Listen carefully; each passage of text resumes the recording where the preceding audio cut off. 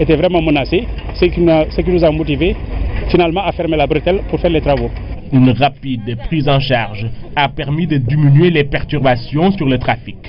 L'AGEROUTE promet le retour à la normale dès demain dans la journée. On va venir remblayer et compacter de nouveau et à la fin fermer avec du tout venant.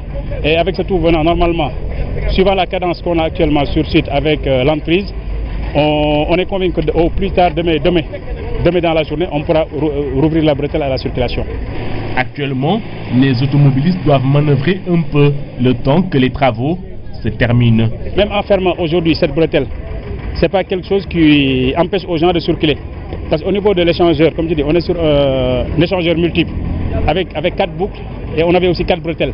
En fermant l'une des bretelles, les gens peuvent toujours manœuvrer au niveau de l'échangeur pour partir dans la direction ou bien dans le sens qu'ils veulent. L'AGEROUTE en appelle aujourd'hui à la responsabilité des entités de l'État concernées pour plus de coordination dans les travaux menés aux alentours de l'échangeur. Avec 217 milliards en 2014, le solde global de la balance des paiements est ressorti excédentaire de 160 milliards en 2015. C'est la Banque centrale qui l'a porté à la connaissance du grand public ce matin. La BCEAO tenait en présence du ministre de l'économie sa traditionnelle journée de diffusion des comptes extérieurs du Sénégal. Aram Ndao. Pour connaître les relations financières d'un pays avec le reste du monde, c'est sa balance des paiements qu'il faut interroger. Dans la zone UEMOA, son élaboration et sa diffusion incombent à la Banque centrale. On peut dire grosso modo, vous avez 3 grandes parties. Ce qui concerne les importations et les exportations de biens et services. Vous avez ensuite tout ce qui nous lie aux revenus, c'est-à-dire les investissements étrangers chez nous et nos investissements, ça génère des revenus. Vous avez également l'endettement, ce que le gouvernement reçoit comme don, comme concours extérieur, et vous avez surtout ce que nous recevons de la part des émigrés. Cette année, comme vous avez dû le voir, la balance dégage globalement un solde excédentaire de 160 milliards. Elle était de 217 milliards en 2014, une évolution qui s'explique. Cette évolution résulte principalement du déficit du compte courant, en liaison avec l'atténuation du déficit du compte commercial qui est ressorti à 1274 milliards 400 contre 1383 milliards 200 en 2014 et 1471 milliards en 2013. À cet égard, il importe de relever que le déficit du compte courant rapporté au produit intérieur brut s'est encore amélioré pour la 4e année consécutive, en s'établissant à 6,9% contre 8,8% en 2014. Selon les estimations, il serait attendu à 5,7%, soit une baisse de plus de la moitié de son niveau en 5 ans. Toutes ces informations font dire que la balance des paiements est un véritable outil d'aide à la décision. Elle suggère même la correction de certains déséquilibres, comme avec la balance commerciale. Et pour donner un seul exemple, le riz que les Sénégalais adorent, l'essentiel est importé alors que nous avons des productions locales. C'est ça qui est la politique économique et qui justifie ce que le gouvernement est en train de faire au niveau de la politique agricole, surtout tout faire pour réduire la facture d'importation en ce qui concerne le riz. Évidemment, les exportations augmentent. Le zircon qui commence à être exploité dans la région de Thiès commence à être exporté. Les industries chimiques du Sénégal qui avaient des problèmes ont recommencé à exporter de façon soutenue. À l'échelle régionale, il faudra intensifier le commerce intra-UEMOA qui reste très faible malgré les potentiels. C'est d'ailleurs le thème de réflexion de cette journée de partage et d'échange. Et puis, Aram, cette phrase, le franc CFA ne saurait être une monnaie nocive pour une économie, parole du directeur national de la BCEAO, interpellé lors de la journée d'échange sur la question. Pour lui, c'est avec cette monnaie que nos économies arrivent à maintenir l'inflation à un niveau faible et à obtenir des taux de croissance jugés performants. Nous écoutons Ahmadou Al-Aminoulo. Une monnaie qui arrive à entretenir une inflation faible est une monnaie qui peut permettre des conditions idéales de développement. Et comme vous le constaterez aussi, l'État est le principal investisseur dans nos zones. Le taux d'intérêt de la Banque centrale permet aux États de lever des fonds sur le marché à des taux abordables pour financer le développement. Donc, le franc CFA dans le débat, nous y trouvons beaucoup d'arguments idéologiques. Lorsqu'on nous parlait d'un arrimage fort à une monnaie forte, regardez les importations. Si votre monnaie n'arrive pas à être stable, vous allez avoir une forte répercussion sur le taux d'inflation, avec ce que cela peut créer comme crise au niveau social. Donc, il faut qu'on retienne une chose. Il n'y a pas de régime de change miracle. Nos pays sont de petites économies ouvertes qui ont besoin de stabilité macroéconomique. Et quand on parle de stabilité macroéconomique, c'est d'abord le taux d'inflation. Il y a des pays de la sous-région où le taux d'inflation est à 2 chiffres. Il y a des pays qui ont des taux d'inflation de plus de 20%. Deuxième jour de discussion entre le groupe Walfadjri et l'État du Sénégal. Sidi Lamine Niasse campe toujours sur sa position. Pas question pour lui de payer des droits de fréquence dont il n'a jamais obtenu la notification. La rencontre entre le groupe Walfadjri et le ministère de la Communication a eu lieu cet après-midi. Ibrahima Ndong. Avant souci avec ce sujet, on va poursuivre avec Ziguinchor, la capitale du Sud, qui a abrité un atelier bilan de la campagne agricole 2016-2017 pour la chaîne de valeur riz pluviale. Une rencontre qui a réuni des réseaux de producteurs des régions de Fatick, de Kolda, de Sédhiou et de Ziguinchor. L'objectif de cet atelier est d'évaluer la campagne écoulée, mais surtout de dégager des perspectives. Moussa Mané. L'objectif de cet atelier, qui réunit 30 réseaux de producteurs, est de tirer les enseignements de la présente saison et de dégager des perspectives en vue de mieux préparer la prochaine campagne agricole. Pour cette année, plusieurs contraintes liées à la pause pluviométrique, l'accès au matériel post-récolte sont notées. Malgré cela, le bilan reste satisfaisant. Sur le plan semences, les objectifs sont atteints. Sur le plan production, les objectifs vraiment ne sont pas atteints. Et là aussi, c'est dû à la pluviométrie qui a coupé assez tôt. Pour booster, il faut vraiment un équipement adéquat. Il faut vraiment mécaniser l'agriculture. La riziculture pluviale pratiquée en Casamance a pour finalité l'autoconsommation familiale. Le but du programme est de contribuer aux objectifs du gouvernement pour l'atteinte de l'autosuffisance en riz, surtout dans la zone sud comme l'Anambé. Dans toute la zone forestière sud, on ambitionnait atteindre au moins 2 tonnes à l'hectare sous le pluvial. Aujourd'hui, nous sommes à 1 tonne 600, 700 en moyenne, ce qui est quand même au-dessus du rendement moyen de la situation de référence du projet. Donc là, on peut dire qu'il y a un pas qui a été fait. En termes de superficie, nous avons accompagné 30 réseaux d'organisations de producteurs qui ont emblavé 22 000 hectares. Ça, on peut dire qu'en termes d'objectifs de superficie quand même, on a presque atteint l'objectif. Chaque année, une telle rencontre se tient pour évaluer avec l'ensemble des partenaires au développement et faire le bilan. En 5 ans, de grandes avancées sont notées, mais les bailleurs veulent aller plus loin. Une des grandes avancées dont on a parlé tout à l'heure, c'est ce nouveau système de crédit qui est transposé depuis ce qui a été fait dans la vallée, ici à l'Anambé. Des systèmes d'assurance indicielle qui maintenant sont en train de pénétrer au niveau de la zone pluviale, qui vont permettre de sécuriser davantage les crédits et permettre aux producteurs de Casamance d'intensifier leur production, d'accéder aux intrants, d'accéder à des meilleures semences. Donc, il y a toute une série de nouveaux développements qui préfigurent un autre passage à l'échelle, une autre accélération au cours des prochaines années, où le projet Feed the Future va agir en tant que, si vous voulez, de médiateur, en tant que catalyseur. Aspects positifs et négatifs dégagés. Les contraintes soulevées sont mieux connues. Les projections sont faites. Reste une accélération de la cadence pour redonner à la Casamance son rang de grenier du Sénégal. Moussa Mané, voilà un sujet qui ouvre donc la page que nous avons consacrée à la filière riz locale et que nous avons démarré depuis hier. Ce soir, nous allons parler du rythme des aménagements dans la vallée du fleuve Sénégal qui ne cesse de s'accélérer en conformité avec l'idée du programme d'accélération de la cadence de l'agriculture au Sénégal. Ainsi, des milliers d'hectares d'aménagements ont pu être réalisés et dans cette même perspective, les infrastructures, notamment hydro-agricoles, ont été conduites dans le sens d'accroître la capacité productive des paysans. Notre reporter Lamine Touré a fait une plongée dans les aménagements bondés d'eau du Nawel.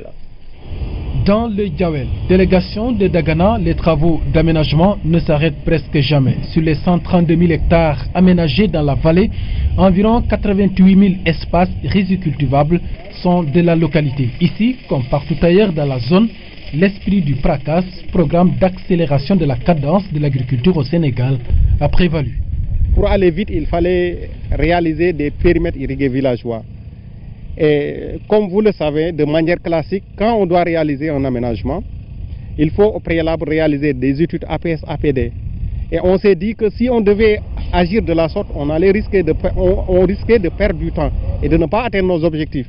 Ainsi, on a sauté cette partie étude. On l'a intégrée dans les marchés des entreprises. Cette course vers la couverture du potentiel agricole de la vallée du fleuve Sénégal demande de l'endurance et des moyens car il faut toucher les 240 000 hectares que compte réellement cette partie de la carte rizicole nationale.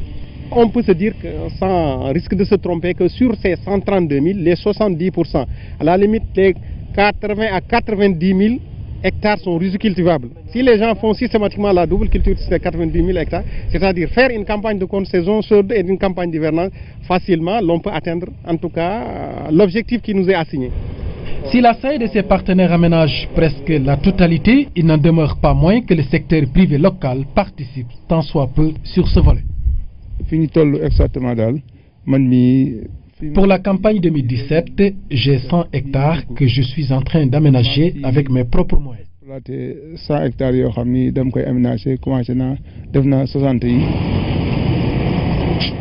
Des aménagements, il en faut, mais pas essentiels. Ils sont mis en place avec des infrastructures.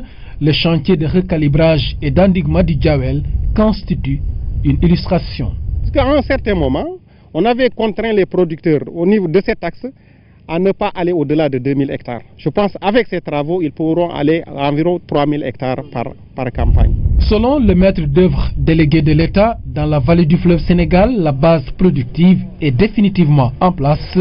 Reste maintenant le défi de la production, la partie dédiée aux producteurs.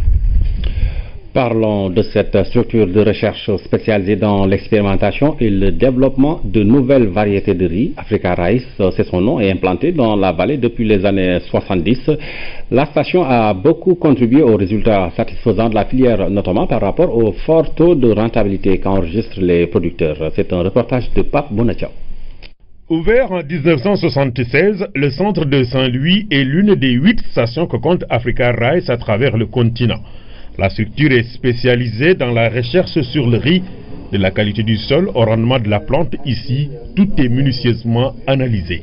Avant de se lancer dans toute production, on doit savoir le support, le contenu du support. Et notre support, c'est le sol. Ça peut être des problèmes de salinité, ça peut être des problèmes liés à une carence ou à un excédent qu'on appelle généralement la toxicité. Pour le cas du Sénégal au sud, c'est la toxicité ferreuse. Dans le delta, c'est surtout des problèmes de salinité. Les techniciens travaillent sur la résistance et l'adaptabilité des variétés aux conditions climatiques du pays. Dans la vallée du fleuve, 3 variétés mises au point donnent des résultats satisfaisants. C'est la variété Sahel 108 qui est une variété de cycle court. Cette variété a l'avantage d'être stable à travers les campagnes, d'une campagne à l'autre. Vous savez, au Sénégal, on a 2 campagnes au niveau de la vallée. La campagne hivernale et la campagne de contre-saison chaude. En plus de la Sahel 108, la seconde variété qu'on peut citer, c'est la Sahel 134, qui a à peu près le même cycle et les mêmes caractéristiques, avec une toute petite légère différence, peut-être une semaine de décalage entre les deux. Et la troisième variété qu'on peut citer, qui est une variété aromatique, c'est la Sahel 177. Donc ces 3 variétés-là sont en train de satisfaire pour le moment les besoins des producteurs dans la vallée. Pour créer de nouvelles variétés encore plus performantes, les chercheurs pratiquent presque en permanence ce qu'ils appellent ici le croisement. Quand on fait le croisement, c'est pour transférer le caractère d'une variété vers une autre variété, quoi. Maintenant, le caractère, ça peut être tolérance à la salinité, ça peut être tolérance au froid, ou bien destiné à la toxiféreuse, ou bien à l'aromatique, quoi. C'est-à-dire la qualité des grains, quoi. Bon, maintenant, c'est ça qu'on veut transférer sur une autre variété, quoi. Et le processus peut prendre une dizaine d'années. Mais une fois obtenues, les variétés sont jalousement gardées dans une banque des gènes. Qui est un élément essentiel dans tout système de production. C'est le point de départ. Donc on est en train de faire de notre mieux pour que le matériel végétal soit bien géré et bien sauvegardé. C'est notre patrimoine génétique. À Africa Rice, les techniciens se disent satisfaits et honorés d'avoir été impliqués, surtout dans la recherche pour l'atteinte de l'autosuffisance en riz. Nous pouvons dire qu'on est satisfaits, parce que les gens ont l'habitude de dire que les chercheurs cherchent mais ils ne trouvent pas. Nous pouvons dire qu'on a trouvé, parce qu'on entend maintenant dans la vallée qu'on a assez de variétés et on a l'embarras de choix. Ça, c'est une fierté pour nous. Grâce à la recherche, le défi des rendements à l'hectare a été relevé.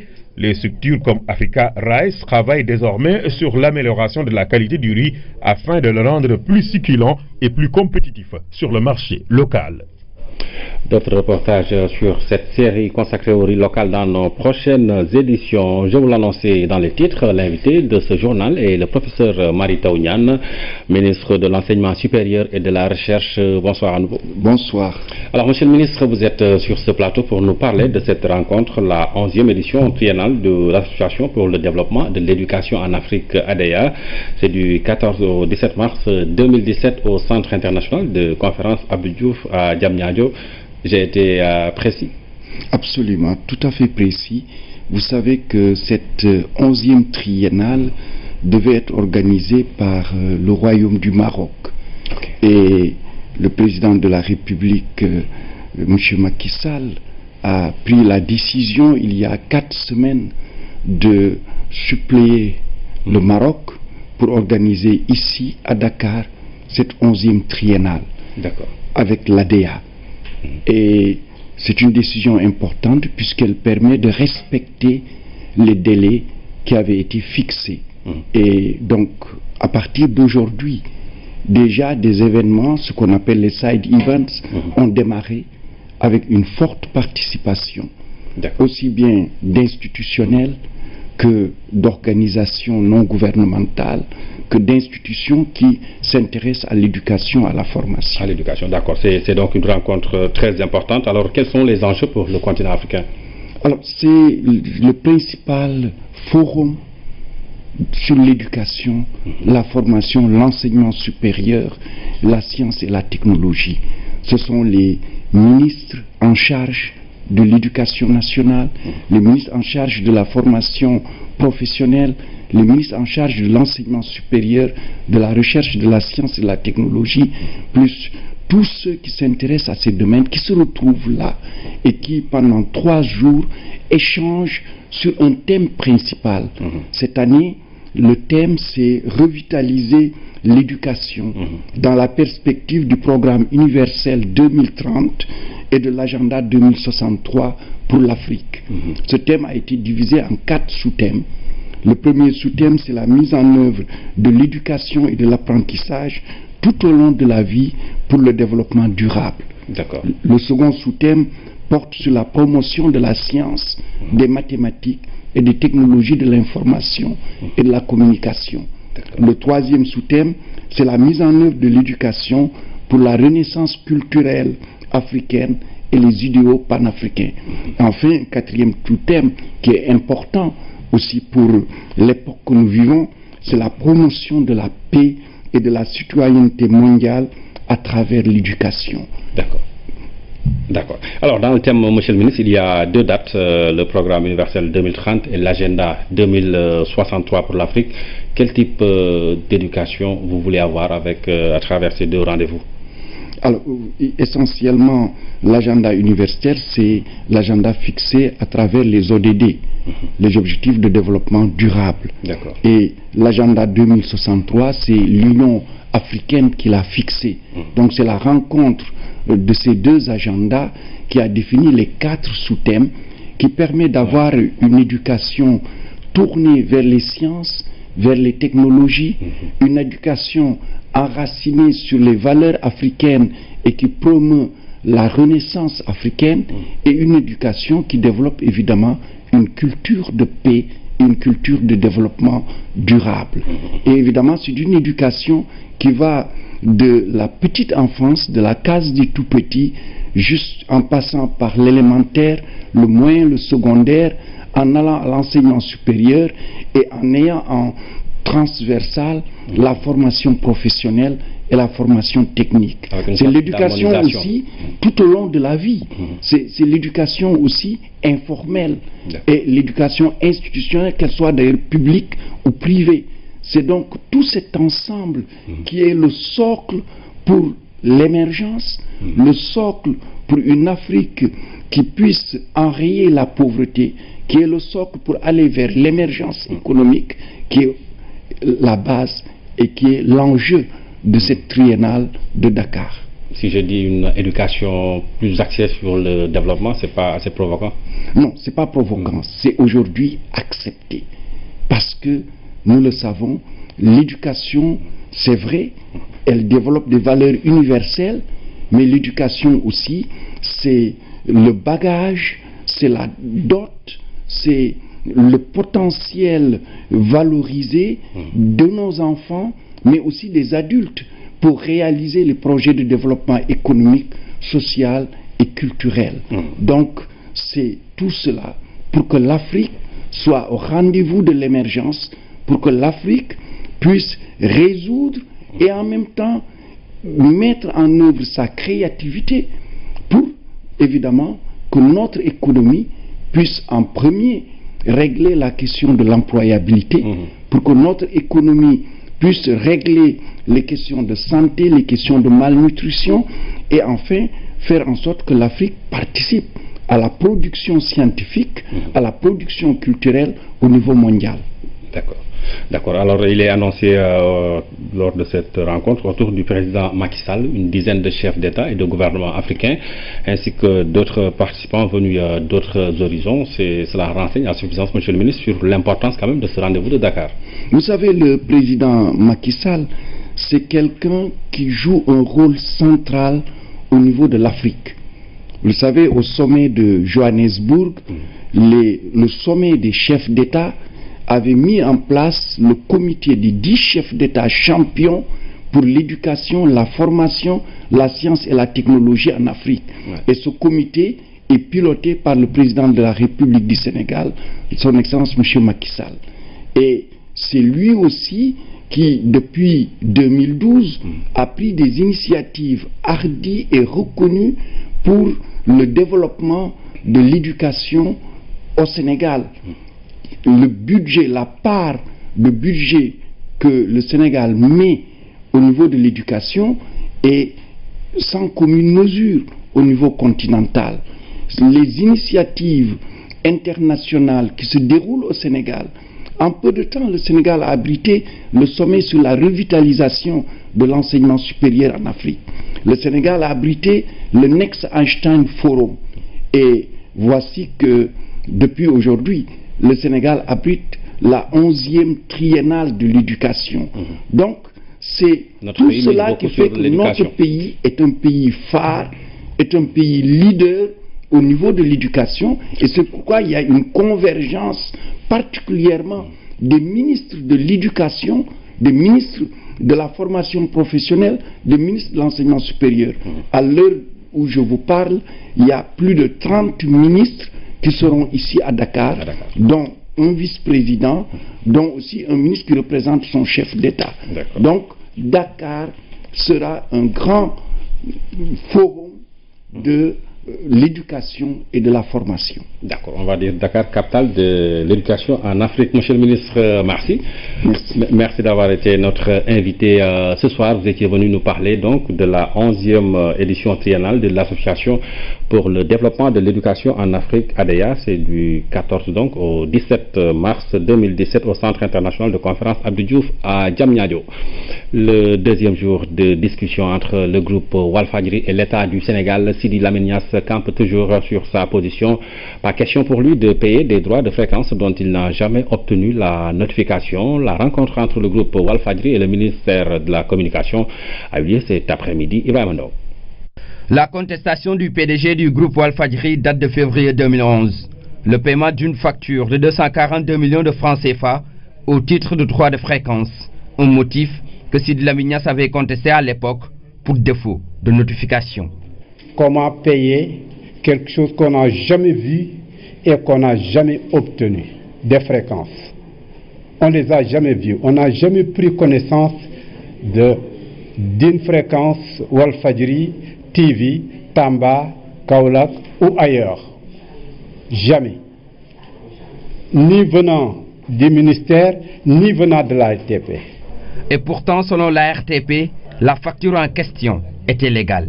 Par lettre datée du 19 novembre 2010, nous avons attribué ces fréquences au groupe Walfadjri à travers une décision que nous avons adressée au ministère du secteur. Sur ce plan-là, je considère que la facture, elle est conforme, que la facture ne peut pas souffrir d'aucune contestation dans la mesure où nous avons épuisé toutes les procédures allant de la demande du client jusqu'à la facturation des prestations. Dialogue de sourds ou différence d'appréciation. En tout état de cause, le contentieux reste entier. Le secrétaire d'État à la communication reste optimiste pour un éventuel dénouement de la situation. Pour Yahambaï, loin de la chasse aux sorcières, l'État exerce ici un droit régalien pour la sécurité des citoyens. Il faut que les gens comprennent que ce ne sont pas des gens qui sont en guerre ou en conflit. C'est l'État du Sénégal qui doit veiller à tout ce qui concourt à la sécurité des Sénégalais, à la bonne marche, que ce soit des entreprises privées et des entreprises publiques. Cette rencontre ne sera pas sans doute la dernière. Les deux parties comptent poursuivre leurs discussions. Objectif, trouver un consensus. Les pays africains signataires des conventions internationales sur les produits chimiques, les polluants organiques et le mercure se préparent pour faire entendre leur voix à la conférence des parties prévue à Genève en Suisse et en fin avril prochain. Ils sont en conclave à Dakar pour explorer les textes de la COP et harmoniser leur position. L'ouverture des travaux a eu lieu ce matin. Mamadou Samambo. Les produits et substances chimiques sont transportés, transférés et manipulés à l'échelle planétaire dans des proportions inquiétantes avec souvent aucun mécanisme de gestion efficace des déchets. Un phénomène dangereux surtout pour les pays pauvres qui peinent à contrôler le mouvement de ces produits. Les conséquences ont pour nom contamination, lésions, maladies, malformations et décès. Plusieurs conventions sont adoptées pour conjurer le mal. Parmi elles, celle de Bâle, en vigueur depuis 1992. Donc elle vise à réduire les échanges de déchets dangereux entre les pays afin de protéger la santé humaine et l'environnement à travers une procédure de notification d'importation et d'exportation de ces déchets ainsi que de leur élimination. Bâle, Rotterdam, Stockholm et plus récemment la convention de Minamata sur le mercure. L'Afrique se mobilise pour la conférence des parties de ces conventions prévue fin avril, début mai 2017 à Genève. Dakar est ici une étape dans la préparation de ces rendez-vous. Que le groupe africain puisse avoir une position commune, harmoniser leur position et de pouvoir défendre en tout cas leurs spécificités et leurs intérêts communs et de parler le même langage quand ils vont donc se rencontrer avec les autres groupes régionaux donc à travers le monde. L'Afrique qui marche vers le développement. Donc pour vraiment protéger la santé des populations, protéger l'environnement de façon générale, il était important pour les pays africains de se réunir et de parler d'une seule et même voix et de préparer ces importantes rencontres qui auront lieu à Genève. Les participants ont 4 jours pour harmoniser les positions et assurer à l'Afrique une participation de qualité à la rencontre de Genève en Suisse. La Suisse qui a mis la main à la poche pour financer la rencontre de Dakar. La revue du plan intégré de sécurité nucléaire, les experts du Sénégal et leurs confrères des pays membres de l'Agence internationale de l'énergie atomique vont réfléchir autour d'un plan de mise en œuvre efficace. La rencontre de revue est pilotée par l'autorité sénégalaise de radioprotection et de sécurité nucléaire, Thierno Amadoussi. Entre 2012 et 2013, le Sénégal a élaboré son plan intégré de sécurité nucléaire. En 2014, il a été validé par les autorités, ce qui symbolise l'engagement du Sénégal aux côtés de l'Agence internationale de l'énergie atomique. À chaque fois que de besoin, le Sénégal a ratifié les instruments qui permettent en fait le contrôle de ces substances radioactives dans leur utilisation, dans leur transport et dans leur stockage.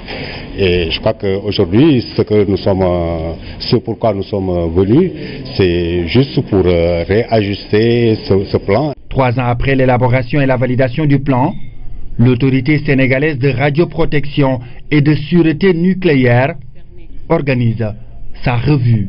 Nous nous réunissons pour le revoir, pour voir dans ce plan quels sont les objectifs qui ont été atteints et ceux qui ne l'ont pas été. Alors le plan intégré à la sécurité nucléaire est un plan qui permet de voir de manière holistique la sécurité nucléaire dans un pays. Et quand on parle de sécurité nucléaire, on parle principalement de protection physique des matières nucléaires, mais aussi de sécurisation des sources radioactives. Des actions supplémentaires seront engagées avec des experts d'ici et d'ailleurs. Une motivation, le renforcement de la sécurité nucléaire chez nous. Ces sources sont bien présentes chez nous, dans le domaine médical, dans le domaine de l'industrie, de la recherche. Alors la particularité de ces sources, c'est qu'elles sont très énergétiques et quand elles ne sont pas utilisées aux doses indiquées, elles peuvent donc provoquer des lésions et peuvent même aller jusqu'à la destruction de l'ADN et à la mortalité. C'est pourquoi la communauté internationale a mis des garde-fous pour protéger l'utilisation de ces sources radioactives par la mise en place d'instruments juridiques, mais aussi par la mise en place de plans comme celui que nous allons étudier en ce moment. Pendant 4 jours, le plan national de sécurité nucléaire sera passé en revue. À l'issue de ces travaux, un plan de mise en œuvre efficace va identifier les actions prioritaires. Le groupe La Poste et le centre commercial en ligne Jumia ont signé ce matin une convention. Le partenariat entre les deux structures permet d'optimiser la livraison des commandes effectuées en ligne par les clients. La collaboration entre dans le cadre de la vision stratégique du groupe La Poste à l'horizon 2020 qui met en priorité donc l'innovation, l'intégration et l'inclusion. Dame Silla. La signature de cette convention officialise le partenariat entre le groupe La Poste et le centre commercial en ligne Jumia. La collaboration confirme la vision stratégique de La Poste à l'horizon 2020 qui priorise l'innovation, l'intégration et l'inclusion en ouvrant et en adoptant leurs services au commerce en ligne. Le partenariat là vient à son heure et vient confirmer la dynamique dans laquelle on était déjà installé. Et je crois qu'également La Poste permettra à Jumia vraiment d'atteindre sa cible qui est partout dans le Sénégal. Le partenariat entre La Poste et Jumia confirme l'importance stratégique et la santé du marché du e-commerce au Sénégal, marché qui pourra atteindre un taux de croissance de 75% en nombre de transactions d'ici à 2020. Je pense que c'est très positif pour La Poste de prendre ce virage du e-commerce. C'est un virage qui est inéluctable. C'est pas moi qui le dis, il suffit d'ouvrir les yeux et de regarder ce qui s'est passé aux États-Unis, en France, en Europe, en Chine, en Inde. ce qui se passe dans les pays voisins où Jumia est déjà lancé, le virage du e-commerce et le virage de la technologie, il est inéluctable. Nous sommes dans le e-commerce et que les personnes aiment les transactions dans le virtuel parce que c'est pratique, parce qu'ils font de bonnes affaires aussi. Ils aiment avoir un lien physique. Et c'est rassurant que ce lien soit la Poste, parce que la Poste c'est l'État et l'État ça rassure. Autre chose que va apporter ce partenariat, c'est qu'actuellement le niveau de service à Dakar, comme toujours, est toujours plus facile. Avec le partenariat avec la Poste, le niveau de service sera le même, quel que soit où on se trouve. L'expérience des clients en ligne au Sénégal s'en trouve donc fortement améliorée avec des clients bénéficiant dès lors du système de maillage d'adresses physiques fiable et performant de la Poste. La Poste va gagner en termes de service client, en termes de revenus particulièrement, parce que tout simplement nous allons servir de relais entre des vendeurs et des clients à qui nous allons livrer moyennant quelque chose. Voilà. Les e-clients bénéficieront aussi des 200 points de retrait à travers le territoire sénégalais où il sera possible de retirer les colis Jumia. Le dernier pan de cette collaboration a affaire au paiement en ligne avec l'ajout très prochainement de Poste Cash, l'outil de paiement de la Poste sur la plateforme Jumia. Parlons de l'ouverture ce matin à Dakar d'un atelier régional sur la cybercriminalité. Durant 4 jours, experts judiciaires et policiers de l'espace CEDEAO vont subir un renforcement de capacités pour mieux appréhender ce phénomène criminel des temps modernes. Ousmane Doy. Les États membres de la CEDEAO à l'école de la croisade contre la cybercriminalité, de concert avec les experts de l'Union européenne et de l'UNIDC, ils vont se pencher sur la question.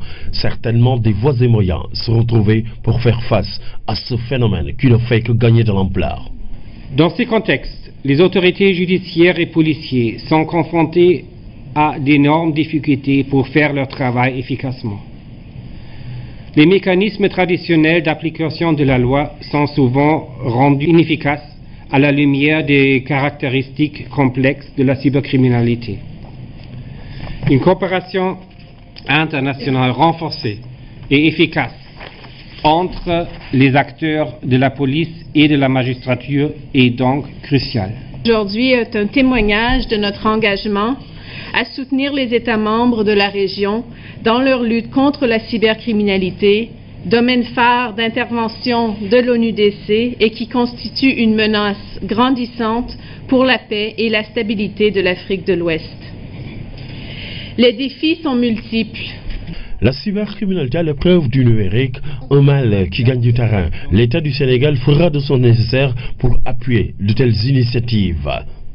Au plan institutionnel, l'engagement des pouvoirs publics dans la croisade contre les actions cybercriminelles s'est traduit en outre par la mise en place effective de différentes structures institutionnelles, telles que la Commission des données personnelles, la Brigade spéciale de lutte contre la cybercriminalité et la Commission nationale de cryptologie. Sur le plan stratégique, le Sénégal vient de valider son document de stratégie sur le numérique, appelé Sénégal numérique 2016-2025. Ce document prend en compte la lutte contre la cybercriminalité et la cybersécurité dans ses actes stratégiques. Pendant près de 4 jours, ces acteurs judiciaires vont être formés aux rudiments permettant de faire face au phénomène de la cybercriminalité. Une fois encore, l'espoir est permis pour faire face à ce phénomène qui aujourd'hui doit être freiné pour mieux favoriser une bonne utilisation des technologies de l'information et de la communication. Le chef d'état-major général des armées a rendu visite aux militaires sénégalais déployés dans le cadre de la MINUSMA. La visite de 48 heures était destinée à soutenir ces djambars qui interviennent aux côtés d'autres soldats sous la bannière des Nations Unies. Il s'est surtout félicité du comportement exemplaire des militaires sénégalais. René Massiga Diouf.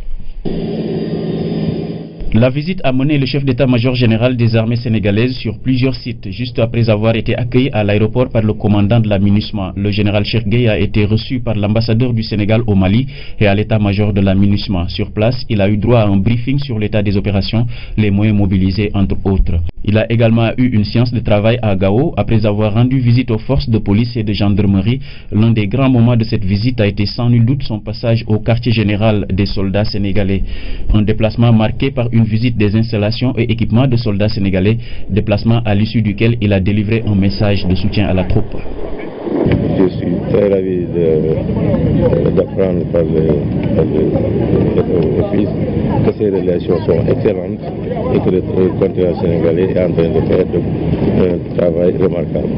Le général Cheikh Gueye s'est surtout félicité du comportement des djambars sur le terrain. Il exhorte les militaires à mieux consolider les acquis pour davantage prendre en charge la lutte contre le terrorisme.